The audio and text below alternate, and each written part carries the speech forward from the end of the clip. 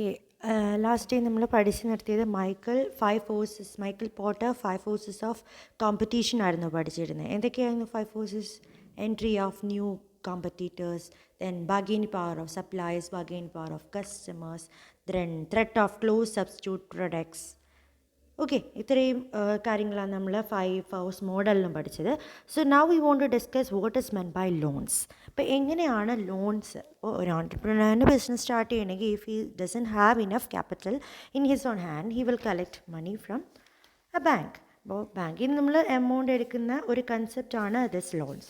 So ഇതും ഒരു external environment അനാലിസിസിൽ വരുന്ന ഒരു കാര്യമാണ്. So what is loan? Loan is taken for a specific or definite period of time. Loan which are taken for a definite period of time, അതിനെന്താ നമ്മൾ പറയുന്നത്? Term loans എന്നാണ്. So this loans can be divided in to 2 types of term loans: long term loans and short term loans. So long term loans എന്ന് പറയുമ്പോൾ എന്തായിരിക്കും? കുറച്ച് കൂടുതൽ നാളത്തേക്ക്, ഇത് കുറച്ച് കുറവ് നാൾ. അപ്പോൾ ഇത്ര നാളുകൾ എന്ന കൺസെപ്റ്റിലാണ് നമ്മൾ ക്ലാസിഫൈ ചെയ്തിരിക്കുന്നത്. So on the basis of the time period the loans can be divided in to 2 types, short term and long term. So in which we want to study the first one, that is the long-term loans. Long-term loans എന്താ? These are loans which are raised to meet the financial requirement of a firm for acquiring the fixed asset, like the following. അപ്പോൾ നമ്മൾ fixed അസറ്റിനേക്ക് വേണ്ടി കുറച്ച് കൂടുതൽ വേണമായിരിക്കും അപ്പോൾ long term loans. Because fixed asset എന്ന് പറയുമ്പോൾ നമ്മുടെ land, machinery, furniture, like that. ഇവിടെ താഴെ പറഞ്ഞിരിക്കുന്നതൊക്കെയാണ് ഫിക്സ്ഡ് അസറ്റ് ആയിട്ട് വരുന്നത്: land and building, the plant and machinery, furniture, fishes, then vehicles, office equipments. So for the purchase of these things, for the purchase of the fixed assets, we are using this long-term loans. So term loans are also needed to expand the productive capacity by replacing or adding the existing equipment, for modernization, for diversification, or for the expansion of business. അപ്പോൾ നമ്മൾ ഒരു production capacity കൂട്ടാൻ വേണ്ടിയിട്ടോ അല്ലെങ്കിൽ ഉള്ള existing നമ്മുടെ എക്യുപ്മെൻറ്റിലേക്ക് കുറച്ച് replace ചെയ്തോ അല്ലെങ്കിൽ പുതിയത് ആഡ് ചെയ്യാനോ മോഡേണൈസ് ചെയ്യാനോ ഡൈവേഴ്സിഫൈ ചെയ്യാനോ ഒക്കെയാണ് നമ്മൾ മെയിൻലി ടേം ലോൺസ് എടുക്കുന്നത്. So this term loans does have some features അല്ലെങ്കിൽ characteristics or the major features of a term loans എന്ന് ചോദിച്ചാൽ, the first one is the maturity period. Maturity period. We know that it is for a definite period of time. So what is the maturity period for such type of term loans? So these are repayable within the 3 to 15 years, whereas loans advanced by the commercial banks are for a period of 3 to 5 years. Normally നമ്മൾ 3 to 15 years ആണ് നമ്മളുടെ ബാങ്കിൻ്റെ ഒരു repayment പീരീഡായിട്ട് term ലോൺസിന് പറഞ്ഞിരിക്കുന്നത്. But for commercial banks it is normally 3 to 5 years. Okay, second in terms of currency. ഇനി currency എന്ന രീതിയിൽ എങ്ങനെയാണ് the feature? So financial institution, that is FIs, give rupee loans as well as foreign currency term loans. ചിലപ്പോൾ നമ്മുടെ Indian rupee എന്ന രീതിയിലും നമുക്ക് term loans തരാറുണ്ട്, ഓർ ഫോറിൻ കറൻസിയിലും നമ്മൾ ടേം ലോൺസ് പ്രൊവൈഡ് ചെയ്യാറുണ്ട്. For starting a new unit, for expansion, for modernization and diversification, we will be giving this kind of loans, like the rupee loans.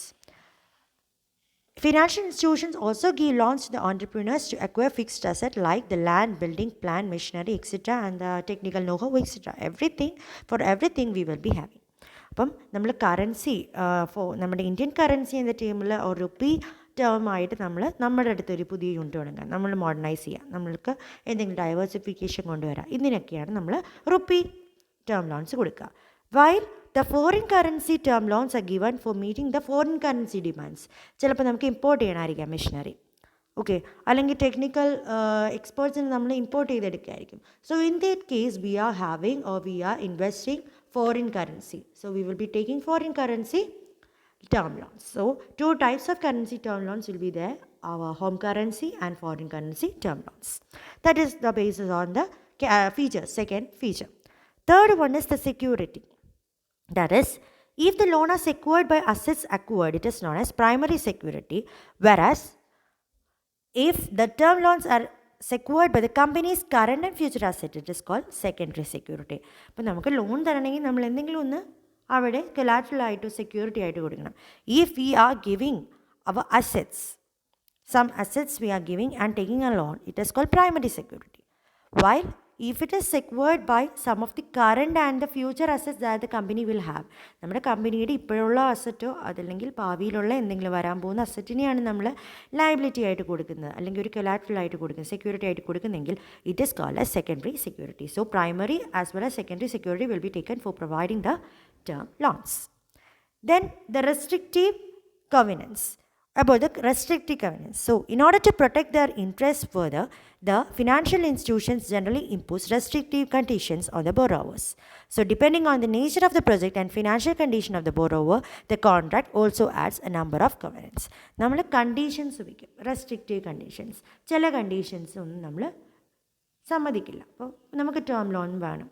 So നമ്മൾ situation എന്തിനാണ് നമ്മൾ term loan വാങ്ങുന്നത് എന്ന് നമ്മൾ inform ചെയ്തിട്ടുണ്ടായിരിക്കും. So that information will be checked and the company will be having, അല്ലെങ്കിൽ financial institution കുറച്ച് restriction വെക്കും, ഈ ഒരു കണ്ടീഷന് വേണ്ടി മാത്രമേ ലോൺ കൊടുക്കുള്ളൂ. So only based on that the term loans will be provided. Then the interest and the principal payment. The payment of the loans is a legal obligation which is repayable irrespective of the financial position of the firm. Firm ഇപ്പോൾ നഷ്ടത്തിലോടി എന്ന് പറഞ്ഞാൽ loan അടയ്ക്കാതിരിക്കാനൊന്നും പറ്റില്ല. Irrespective of the financial position, the loan is to be repaid by the company itself. So the interest charges are tax deductive in the hands of the borrowing firm, and the borrower is also penalized for any default. നമുക്ക് interest charge ഉണ്ടാവും, tax. നമുക്ക് interest കൂടുമല്ലോ. ഇപ്പോൾ loan എടുത്തു കഴിഞ്ഞാൽ അതിൻ്റെ മേലെ interest കൊടുക്കണം. So interest കൊടുക്കുന്നുണ്ടെങ്കിൽ അതെല്ലാം നമ്മുടെ കമ്പനിയുടെ ടാക്സ് ഡിഡക്ഷനിൽ യൂസ് ചെയ്യാൻ പറ്റുന്നതാണ്. നമുക്ക് ടാക്സ് എക്സംഷൻസ് എല്ലാം കിട്ടും. But we should pay it back. If we are not paying it back, we will be penalised for the same. So generally, the principal amount is repayable by the borrowing for over a period of 6 to 10 years. 6 to 10 years principal payment കൊടുത്താൽ മതി. Either in a semi-annual installment, ഇടയ്ക്കിടയ്ക്കായിട്ട് നമുക്ക് payment കൊടുക്കാം, അല്ലെങ്കിൽ quarterly instalment ആയിട്ടോ repayment ചെയ്യാം. ആ repayment ഷെഡ്യൂളിനെ നമ്മൾ loan amortisation എന്ന് പറയും. അമോർട്ടൈസ്ഡ് എന്ന് പറഞ്ഞിട്ട് ലോൺ അമോർട്ടൈസ്ഡ് എന്ന് പറഞ്ഞാൽ നമ്മൾ ന്യൂസ് കേൾക്കാറുണ്ട്. So that is the repayment schedule. എത്ര നാൾ കഴിയുമ്പോഴാണ് ലോൺസ് റീപേ ചെയ്യേണ്ടത്, അതിനെയാണ് നമ്മൾ അമോർട്ടൈസേഷനോ ലോൺ അമോർട്ടൈസേഷൻ എന്ന് പറയുന്നത്. അപ്പം എന്തെല്ലാം ഫീച്ചേഴ്സാണ് ഒരു ടേം ലോണിലുള്ളതെന്ന് പറഞ്ഞത്. First, the maturity period. It is generally from 3 to 15 years, and mostly for the commercial bank it is by 3 to 5 years. Then about the currency, two types of currency loans will be got, that is the domestic currency as well as the foreign currency. Then about the security, either we can give our any assets as primary assets as a security, that is primary security, or if we are claiming our present company asset and the future asset, it is called secondary security. Then about the restrictive covenants, some conditions will be set by the financial institution for loan, for granting loans. And also about the interest and the principal. That is, repayment is compulsory irrespective of the condition of the firm. Firm നഷ്ടത്തിലോടിയാലും ലാഭത്തിലോടിയാലും we are bound to pay the amount we have taken as loan. But in which we will be having a kind of interest. For the amount taken, for the loan taken, we will be charged some kind of interest, and we are bound to pay that interest too. But this interest can be used for the tax deduction. Tax income tax file ചെയ്യുമ്പോൾ നമുക്ക് ഇങ്ങനെ loan എടുത്തിട്ടുണ്ട്, ലോണിൻ്റെ tax ഉണ്ട്, ടാക്സിന് interest ഉണ്ട് എന്നത് നമുക്ക് mention ചെയ്യാവുന്നതാണ്. But we can pay it in some schedules. That is we can either in a semi repayment, semi-annual installment we can pay, or quarterly payment we can do. But in both the cases, we want to pay it. ഈ ഒരു schedule prepare ചെയ്യുന്നതിനാണ് നമ്മൾ loan amortisation എന്ന് പറയുന്നത്. ഇനി എന്തെല്ലാം ടൈപ്പാണ്, or what are the sources of the long term loans, from where and all we will collect this loans. First, equity shares. Second, preference shares. Retained earnings, debentures institutions and debentures and financial institutions. This institutions is under the financial. So equity shares ആവാം, preference shares ആവാം, return ഏർണിങ്സിൽ നിന്നാവാം, ഡിബഞ്ചേഴ്സിൽ നിന്നാവാം, അല്ലെങ്കിൽ financial ഇൻസ്റ്റിറ്റ്യൂഷൻസിൽ നിന്നാവാം. These 5 sources can be used for recovering our long term loans. First one is equity share capital. Equity shares എന്താ? ആ കമ്പനിയുടെ ഓണേഴ്സിൽ നിന്ന് തന്നെ ലോങ് ടേം ലോൺസ് എടുക്കാൻ പറ്റും. We know that company is A separate legal entity. നിങ്ങൾ corporate ലോയിൽ പഠിക്കുന്നുണ്ടാവും. Separate legal എൻറ്റിറ്റിയാണ് company എന്ന് പറഞ്ഞാൽ കമ്പനിയുടെ അസറ്റ്സും ലയബിലിറ്റിയും ഒരിക്കലും അതിൻ്റെ ഓണേഴ്സിൻ്റെ അസറ്റും ലയബിലിറ്റിക്ക് ഈക്വൽ അല്ല. They are different. If we are taking some money from the person or the owners, it is the liability for the company. But അത് repay ചെയ്യേണ്ടതാണ് company. Similarly, that equity share capital is one which is borrowed by the company from the owners. So, equity shares represent the ownership position in a company. The holders of the shares are called the equity shareholders. Legal owners, ആ കമ്പനിയുടെ legal ഓണേഴ്സിനെ നമ്മൾ equity share holders എന്ന് പറയുന്നത്. അവരുടെ capital എപ്പോഴും permanent ക്യാപിറ്റലായിരിക്കും. അതിന് maturity ഡേറ്റ്സോ ഒന്നും ഉണ്ടാവില്ല. അവർക്ക് എത്രയാണോ അവരുടെ റേറ്റ്, ഒരു ഫിക്സ്ഡ് റേറ്റ് ഉണ്ടോ ഇല്ലയോ അതിനെ ബേസ് ചെയ്തിട്ട് അവർക്ക് ഡിവിഡൻഡ് നമ്മൾ കൊടുക്കേണ്ടതാണ്. So being owners they are paid their dividends after the claims of others have been satisfied. പിന്നെയുള്ളൊരു കാര്യം എന്ന് വെച്ചാൽ ഇക്വിറ്റി ഷെയർ ഹോൾഡേഴ്സ് എന്ന് പറയുന്നത് അതിൻ്റെ ഓണേഴ്സാണ്. അപ്പോൾ എപ്പോഴും നമ്മൾ പുറത്തുനിന്ന് ആൾക്കാരിൽ നിന്ന് കടമെടുത്തിട്ടുണ്ട് as in case of debentures അല്ലെങ്കിൽ പ്രിഫറൻസ് ഷെയർസ് ഉണ്ടെങ്കിൽ അതെല്ലാം നമ്മൾ ഇപ്പം വൈൻഡ് ചെയ്യുക ഒരു കമ്പനി. അപ്പം വൈൻഡ് ചെയ്യുമ്പോൾ നമുക്ക് ചിലപ്പോൾ ലാഭത്തിലായിരിക്കാം വൈൻഡ് ചെയ്യും, ചിലപ്പോൾ നഷ്ടത്തിലായിരിക്കാം. എങ്ങനെയാണെങ്കിലും നമ്മൾ പ്രിഫറൻസ് ഷെയർ ഹോൾഡേഴ്സിനെ ഡിബെഞ്ചർ ഷെയർ ഹോൾഡേഴ്സിനെയൊക്കെ പൈസ കൊടുത്തു കഴിഞ്ഞിട്ട് മാത്രമേ ഇക്വിറ്റി ഷെയർ ഹോൾഡേഴ്സിലേക്ക് മൂവ് ചെയ്യുള്ളൂ. So only on after the payment of the dividends and interest to any other outsiders only we will take our dividend share. So similarly, in the event of the winding up, they are paid their claims after the claims of other suppliers of capital have been met. ബാക്കി preference ഷെയർസും ഡിബെഞ്ചേഴ്സും ഒക്കെ fill ചെയ്താൽ മാത്രമായിരിക്കും നമ്മളുടെ equity share ഹോൾഡേഴ്സിനുള്ള പൈസ കിട്ടുന്നത്. So this is the first type of loan. നിങ്ങൾ ഓർക്കേണ്ട ഇത്രയേ ഉള്ളൂ. ടേം ലോൺസിലെ ഫസ്റ്റ് സോഴ്സ് ആണ് equity share holders or share capital. So these are person who are the legal owners of the company and their amount will be in the company until others dividends and interest are paid. Only after the payment of all other outsiders, the equity shareholders will get their dividends, even in case of the wind-up. The second type of രണ്ടാമത്തെ source ആണ് preference share capital. So preference share capital is often considered as a hybrid form of financing because it has the features of both the equity shares and debentures. Preference shareholders share capital എന്ന് പറയുന്ന ഒരു combination പോലെയാണ്. നമ്മുടെ equity ഷെയർസിൻ്റെയും അതുപോലെ ഡിപെൻഡേഴ്സിൻ്റെയും ഒരു hybrid form of financing ആണ് preference share capital. എങ്ങനെയാണ് ഇവരുടെ രണ്ടിലേക്കും നമ്മൾ രണ്ടിൻ്റെയും ഒരു ഹൈബ്രിഡ് എന്ന് പറയാൻ കാരണം, first it resembles the equity share or equity capital by the dividend. The preference dividend is not an obligatory payment. Preference share ക്യാപിറ്റലിന് ഡിവിഡൻഡ് അല്ലെങ്കിൽ പ്രിഫറൻസ് ഷെയർ ഹോൾഡേഴ്സിന് ഡിവിഡൻഡ് കൊടുക്കണമെന്നുള്ളതും നമ്മൾക്ക് ഒരു ഒബ്ലിഗേറ്ററി പേയ്മെൻ്റ് അല്ല. ഇപ്പോൾ വൈൻഡിങ് അപ്പിൻ്റെ സമയത്താകുമ്പോൾ നമ്മൾ ആദ്യം ഡിബെഞ്ചേഴ്സ് ആണ് ഫില്ല് ചെയ്യുന്നത്. ഡിബെഞ്ചേഴ്സ് എല്ലാം കൊടുത്തു കഴിഞ്ഞു, ഫിനാൻഷ്യൽ ഇൻസ്റ്റിറ്റ്യൂഷൻ്റെ ഒക്കെ പൈസ അടച്ചു കൊടുത്തു, റിട്ടേൺ ഏണിംഗ് മാറ്റി, ഇതെല്ലാം കഴിഞ്ഞിട്ടേ നമ്മൾ പ്രിഫറൻസ് ഷെയർ ഹോൾഡേഴ്സിലേക്ക് പോകുന്നുള്ളൂ. അതിനുശേഷമേ ഇക്വിറ്റി ഷെയർ ഹോൾഡേഴ്സിലേക്ക് പോകുന്നുള്ളൂ. അപ്പോൾ പ്രിഫറൻസ് ഷെയർ ഹോൾഡേഴ്സിനും അത് ഇക്വിറ്റി ഷെയർ ഹോൾഡേഴ്സിനെ പോലെ തന്നെ ഒബ്ലിഗേറ്ററി പേയ്മെൻറ്റ് ഇല്ല. ഒബ്ലിഗേറ്ററി നിർബന്ധമായിട്ട് അവരുടെ പൈസ തിരിച്ചു കൊടുക്കണമെന്ന് ഇല്ല. If we are falling in a down flow, വെച്ചാൽ നമ്മളൊരു നെഗറ്റീവ് ട്രെൻഡിലാണെങ്കിൽ. Second, dividends are not a tax deductive payment. ഇപ്പോൾ ഡിബെഞ്ചേഴ്സിൽ നിന്ന് അല്ലെങ്കിൽ ലോൺസ് എടുക്കുന്നതൊക്കെ നമ്മളുടെ ടാക്സ് ഡിഡക്ഷൻ കിട്ടുന്നതാണ് അതിൻ്റെ ഇൻട്രസ്റ്റിനൊക്കെ. പക്ഷേ ഡിവിഡൻസിൻ്റെ മേലെ നമുക്ക് ഇൻട്രസ്റ്റ് കിട്ടുന്നില്ല. ഇക്വിറ്റി ഷെയർ ഹോൾഡേഴ്സിൻ്റെയിലും അതുപോലെ പ്രിഫറൻസ് ഷെയർ ഹോൾഡേഴ്സിൻ്റെയും മേലെയും നമുക്ക് ടാക്സ് ഡിഡക്ഷൻ കിട്ടില്ല. Third, in some cases the preference shares have no fixed maturity date. ചില സമയങ്ങളിൽ പ്രിഫറൻസ് ഷെയർസിന് മെച്യൂരിറ്റി ഡേറ്റും ഇല്ല, as in case of the equity share holders. Equity share ക്യാപിറ്റലിൽ maturity date ഇല്ല. അതേപോലെ തന്നെ പ്രിഫറൻസ് ഷെയർ ക്യാപിറ്റലിനും ചില സമയങ്ങളിൽ ചില കേസുകളിൽ മാത്രം ഇങ്ങനെയുള്ള ഫിക്സ്ഡ് മെച്യൂരിറ്റി ഡേറ്റ്സ് ഇല്ല. ഇനി ഡിബെഞ്ചേഴ്സിനോട് ഇവരെങ്ങനെയാണ് ഈക്വലായി വരുന്നത്? First, the dividend rate is usually fixed just like the debentures. ഇപ്പം ഇക്വിറ്റി ഷെയർ ഹോൾഡേഴ്സിൻ്റെ ഡിവിഡൻഡ് ഫിക്സ്ഡ് അല്ല, അവസാനം വരുന്ന എന്തോ അത് ഈക്വലി ഷെയർ ചെയ്തെടുക്കുകയായിരിക്കും നമ്മുടെ ഓണേഴ്സ്. പക്ഷേ പ്രിഫറൻസ് ഷെയർ ഹോൾഡേഴ്സിൻ്റെ ഡിവിഡൻറ്റിന് ഒരു പെർസെൻറ്റേജ് ഉണ്ട് on the base of the shares. എത്രത്തോളം ഷെയർ അവർ ഇൻവെസ്റ്റ് ചെയ്തു അതിൻ്റെ ഒരു പെർസെൻറ്റിനനുസരിച്ചായിരിക്കും അവർക്ക് ഡിവിഡൻറ്റ് കിട്ടുന്നത്, same as in case of the debentures. Second, preference shares don't share in residual earnings. Preference ഷെയർസിൻ്റെ ഒന്നും നമ്മൾ റെസിഡ്വൽ ഏർണിങ്സിലേക്ക് മാറ്റണ്ട. ഇക്വിറ്റി ഷെയർ ഹോൾഡേഴ്സിൻ്റെ പൈസയുടെ കുറച്ച് ഭാഗം നമ്മൾ റീറ്റെയിൻഡ് ഏർണിങ്സിലേക്ക് മാറ്റണ്ടേ, അല്ലെങ്കിൽ റെസിഡ്വൽ ഏർണിങ്സിലേക്ക് മാറ്റണം. പക്ഷേ പ്രിഫറൻസ് ഷെയർ ഹോൾഡേഴ്സിൻ്റെ പൈസ ഒരിക്കലും റെസിഡ്വൽ ഓർ ദ റീറ്റെയിൻഡ് ഏർണിങ്സിലേക്ക് മാറ്റേണ്ട കാര്യമില്ല. Then the preference share holders normally don't enjoy the voting rights. Equity share ഹോൾഡേഴ്സിന് വോട്ടിംഗ് റൈറ്റ്സ് ഉണ്ട്. എന്തെങ്കിലും ഡിസിഷൻ എടുക്കണമെങ്കിൽ equity share holders can take the decision because they are the legal owners. പക്ഷേ preference share ഹോൾഡേഴ്സിന് ഒട്ടും തന്നെ legal ഒരു voting rights ഇല്ല, as in case of the debentures also. So these are the ഇതുകൊണ്ടാണ് രണ്ടിലും കുറച്ച് കാര്യങ്ങളുണ്ട്. രണ്ട് കൂട്ടരെയും ഫേവർ ചെയ്താൽ രണ്ട് കൂട്ടർക്കും ഒരുപോലെയുള്ള ഫീച്ചേഴ്സ് ഉണ്ട്. So it is a hybrid form. So the preference share capital is a hybrid form of loan financing in which they have some of the characteristics of the equity share holders as well as of the debentures. So this is the second source. Our first source equity shareholders, second preference shareholders. Third one is the retained earnings. Retained earnings എന്ന് പറയുമ്പോൾ എന്താ? Dividends ആയിട്ട് കൊടുക്കാതെ മാറ്റി വിൽക്കുന്ന future എക്സ്പാൻഷന് വേണ്ടി കുറച്ച് പൈസ നമ്മൾ മാറ്റി വയ്ക്കുന്നുണ്ടാവും. അതിനെയാണ് റീറ്റെയിൻഡ് ഏർണിങ്സ് എന്ന് പറയുക. So retained earnings means the part of the trading profit. നമുക്ക് കിട്ടിയ പ്രോഫിറ്റിൻ്റെ ഒരു ഭാഗമാണ്. നമ്മളെപ്പോഴും പ്രോഫിറ്റിൻ്റെ ഭാഗങ്ങളാണ് ഡിവിഡൻ്റായിട്ട് എല്ലാവർക്കും കൊടുക്കുന്നത്. പ്രിഫറൻസ് ഷെയർ ഹോൾഡേഴ്സിനും ഡിബെഞ്ചേഴ്സ് ഹോൾഡ് ചെയ്യുന്നവർക്കൊക്കെ കൊടുക്കുന്നത്. അതിനുശേഷം ബാക്കിയുള്ളത് എല്ലാം കൂടെ നമ്മുടെ ഇക്വിറ്റി ഷെയർ ഹോൾഡേഴ്സ് ഷെയർ ചെയ്തെടുക്കുന്നു. എന്നാൽ ഇതിന് മുന്നേ കുറച്ച് ഭാഗം നമ്മൾ മാറ്റി വയ്ക്കുന്നുണ്ട്.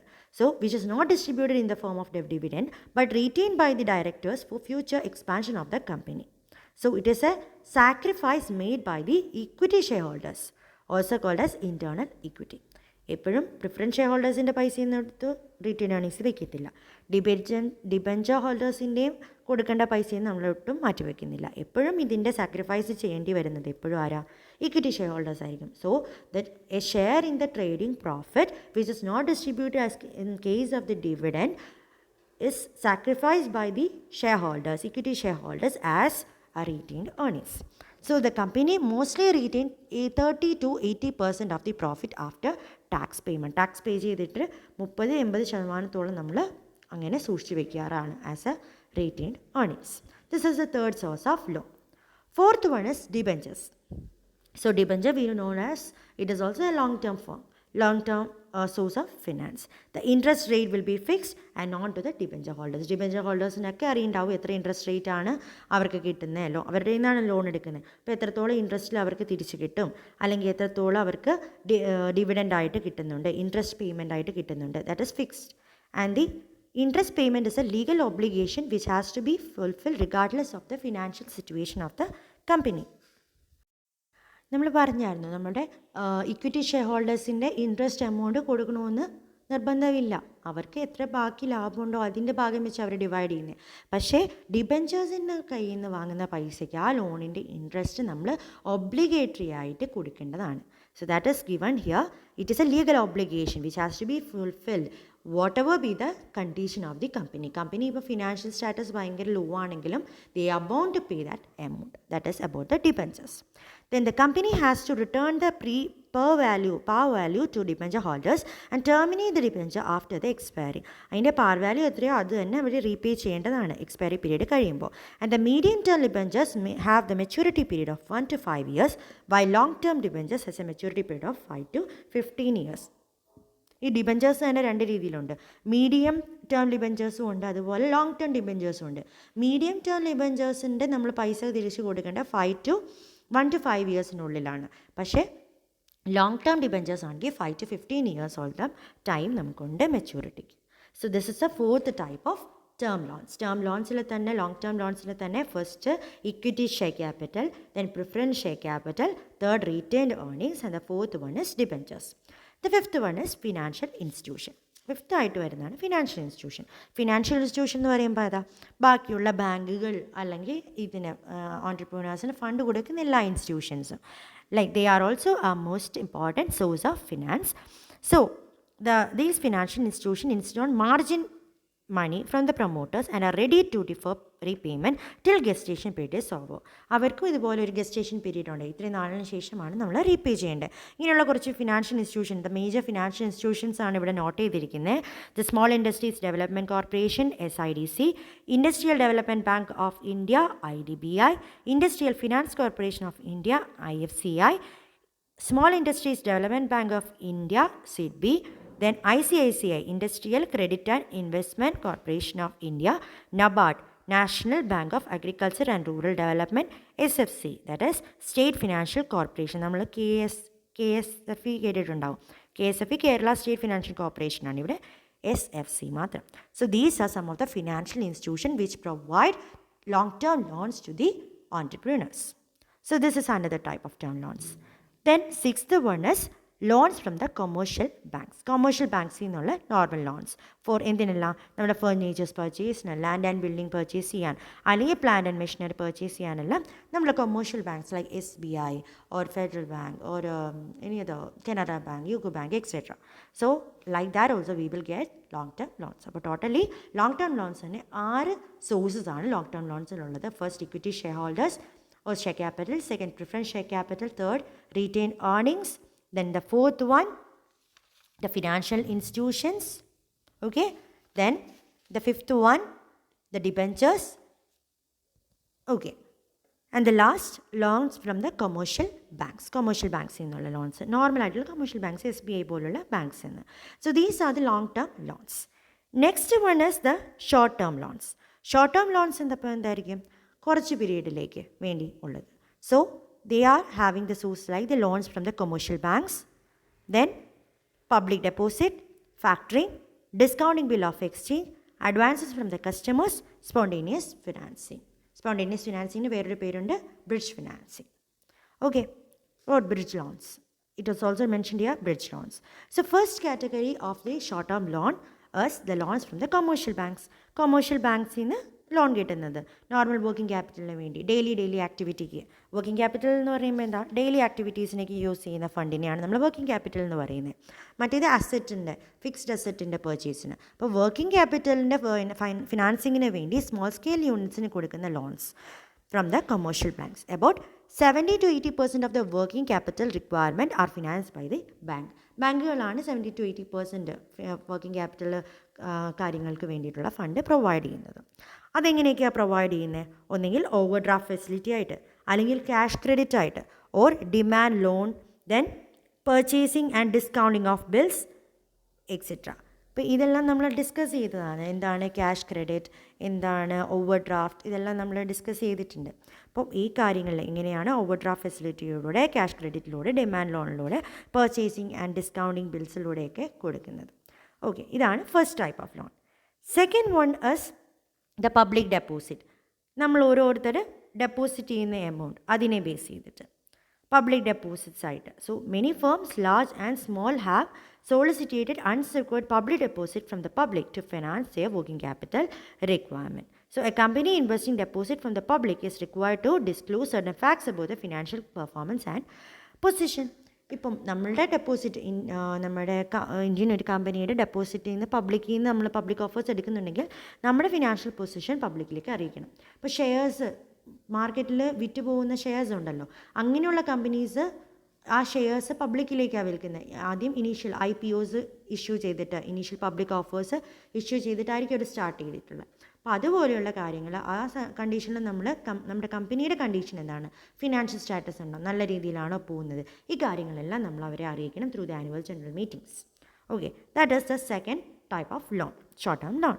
Third one is factoring. Factoring means it is a tool for assisting the suppliers in matter of financing and collection of receivables. അവരുടെ സപ്ലയേഴ്സിന് വേണ്ടിയിട്ടുള്ളൊരു ടൂളാണ്, അവർക്ക് ഫണ്ടിങ് കിട്ടാൻ വേണ്ടിയിട്ടുള്ളൊരു ടൂളാണ്. So this helps the supplier company to secure finance against their book debts and the receivable. On the other, it helps saving the effort of collecting the booklets. Book debts collect ചെയ്യാൻ സുഖത്തിന് വേണ്ടിയിട്ടാണ് നമ്മളിങ്ങനെ factoring concept use ചെയ്യുന്നത്. So it is also another type of short term loans. Next one, advances from the customers. നമ്മുടെ കസ്റ്റമേഴ്സിൽ നിന്ന് തന്നെ നമുക്ക് advance വാങ്ങാം. ഒരു കാറ് വാങ്ങാൻ വേണ്ടിയിട്ട് കാറിന് നേരത്തെ ബുക്കിംഗ് ചെയ്യുന്നു. കമ്പ്യൂട്ടർ വാങ്ങാൻ വേണ്ടി, ഫ്ലാറ്റ് വാങ്ങാൻ വേണ്ടി ഓൾറെഡി ബുക്ക് ചെയ്യുക. ഇപ്പോൾ ഫ്ലാറ്റെല്ലാം നമ്മൾ കാണാറുണ്ട്, ഫ്ലാറ്റെല്ലാം ബിൽഡ് ചെയ്ത് തുടങ്ങുമ്പോൾ തന്നെ if you are booking the seed you will get 60% of എന്നെല്ലാം പറഞ്ഞ് കാണും. So this is A kind of advances from the customers. This is also A financing, short term financing. Then spontaneous financing എന്ന് വെച്ചാൽ നമ്മളുടെ acquired income or outstanding expenses are the various types of spontaneous financing. Outstanding expenses acquired income കിട്ടാനിരിക്കുന്ന income ഒക്കെയാണ് നമ്മൾ spontaneous financing ആയിട്ട് use ചെയ്യുന്നത്. So there is a time gap between the income earned and actually received, or the expense become due and actually paid. അപ്പോൾ explicit കോഴ്സുകളൊന്നും ഇല്ലാതെ കിട്ടുന്ന ആ financing, പെട്ടെന്നുള്ള ആവശ്യങ്ങൾക്കുള്ള ഫിനാൻസിങ് ആണ് spontaneous financing. And the last one is bridge loan. അപ്പോൾ bridge loan എന്താ? Short term നമ്മുടെ permanent financing arrange ചെയ്യുന്നതിന് മുമ്പ് കുറച്ച് ഒരു ഇച്ചിരി ആയിട്ട് നമ്മൾ ഒരു എമൗണ്ട് കൊടുക്കുന്നത്, അതിനെ നമ്മൾ ബ്രിഡ്ജ് ലോൺ എന്ന് പറയും, അല്ലെങ്കിൽ ബ്രിഡ്ജ് ഫിനാൻസിങ് പറയും. So it is also called swing loans എന്ന് നമ്മൾ പറയും. 2-3 ആഴ്ചയൊക്കെ ആയിരിക്കും. അതിനുശേഷം ആ സമയത്ത് നമ്മൾ ഇൻട്രസ്റ്റ് റേറ്റ് വളരെ കൂടുതലായിരിക്കും, 12 to 15% ഒക്കെ ഇൻട്രസ്റ്റ് റേറ്റ് നമ്മൾ എടുക്കും. എന്നിട്ട് നമ്മൾ വർക്കിംഗ് ക്യാപിറ്റലിന് വേണ്ടിയുള്ള തൽക്കാലമുള്ള പൈസ കൊടുക്കും. And later we will be paying that amount back and we will get the long term loans. അങ്ങനെയുള്ള ഷോർട്ട് ടേം ആയിട്ടുള്ള ബ്രിഡ്ജ് ലോൺസും ഒരു ഷോർട്ട് ടേം ഫിനാൻസിങ് ആണ്. So these are some of the short term loans. അതിലെ bridge ഫിനാൻസിന് കുറച്ച് explanation ആയിട്ട് ഇവിടെ പറഞ്ഞിരിക്കുകയാണ്. So you just want to read this portion. Bridge financing എന്താണ് എന്നൊന്ന് വായിച്ചു നോക്കുക. So your assignment for the day is bridge financing. എന്താണ് ബ്രിഡ്ജ് ഫിനാൻസിങ്? അതിനെപ്പറ്റി നിങ്ങൾക്ക് എന്താ മനസ്സിലായിരിച്ച short term loan, what it is meant, ഈ കാര്യമാണ് നിങ്ങൾ ഷോർട്ട് നോട്ട് എഴുതേണ്ടത് as an assignment. Okay. So with this we can end today's class. അപ്പോൾ ഇന്ന് നമ്മൾ ഡിസ്കസ് ചെയ്തത് എന്താണ്? നമ്മളുടെ ലോങ് ടേം ഫിനാൻസിങ്ങും ഷോർട്ട് ടേം ഫിനാൻസിങ്ങിൻ്റെ സോഴ്സസ്. ലോങ് ടേം ഫിനാൻസിങ് എന്തൊക്കെയാണ്, ഷോർട്ട് ടേം ഫിനാൻസ് എന്തൊക്കെയാണ്, അതിൻ്റെ ടൈപ്പ് പറഞ്ഞു. അതുപോലെ അതിൻ്റെ ലാസ്റ്റ് അസൈൻമെൻ്റ് ആയിട്ട് ബ്രിഡ്ജ് ഫിനാൻസിങ് എന്താണെന്ന് നിങ്ങൾ നോട്ട് ചെയ്യണം. ഓക്കെ. So thank U.